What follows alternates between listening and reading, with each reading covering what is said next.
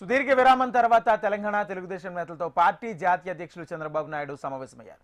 తెలంగాణలోని పార్టీ నిర్మాణం, కమిటీల నియామకంపై విస్తృత చర్చ జరిపారు. రాష్ట్ర అధ్యక్షుడు ఎంపికతో పాటు స్టేట్, పార్లమెంట్, మండల స్థాయి కమిటీల నియామకాలపై నిర్ణయాలు తీసుకున్నారు. సమావేశానికి తెలంగాణలోని అన్ని జిల్లాల నుంచి టీడీపీ నేతలు హాజరయ్యారు. ఈ భేటీలో నేతల పార్టీని మళ్లీ గ్రామ స్థాయికి తీసుకువెళ్లే సమయం వచ్చిందని ఏకగ్రీవంగా అభిప్రాయపడ్డారు. ఇప్పటికే కసరత్తు పూర్తయిన నేపథ్యంలో వచ్చే 2-3 రోజుల్లో 638 మండల, డివిజన్ కమిటీల నియామకం పూర్తి చేయాలని నిర్ణయం తీసుకున్నారు.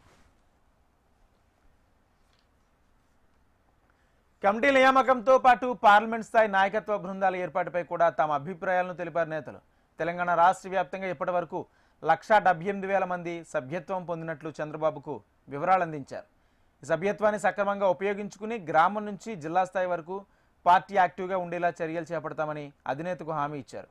రాష్ట్ర అధ్యక్షుడిని నియామకం విషయంలో కూడా నేతలు కీలక సూచనలు చేశారు. పార్టీ రాష్ట్ర అధ్యక్షుడి ఎంపిక కొంత ఆలస్యం అయ్యే అవకాశం ఉండడంతో ఆలోపు సీనియర్ నేతలతో కలిసి తాత్కాలిక రాష్ట్ర కమిటీని ఏర్పాటు చేయాలని నేతలు కోరారు. దీనిపై చంద్రబాబు స్పందిస్తూ సమర్థవంతమైన నాయకత్వం చూపగల నేతకే రాష్ట్ర అధ్యక్ష బాధ్యతలు అప్పగిస్తామని స్పష్టం చేశారు.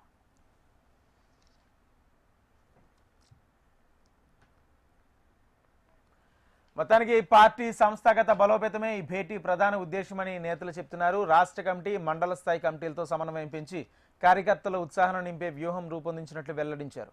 తెలంగాణ టీడీపీ పునర్వ్యవస్థీకరణ దిశగా జరిగిన ఈ భేటీతో కొత్త ఉత్సాహం మొదలైందనే అభిప్రాయం పార్టీ వర్గాల నుంచి వస్తుంది.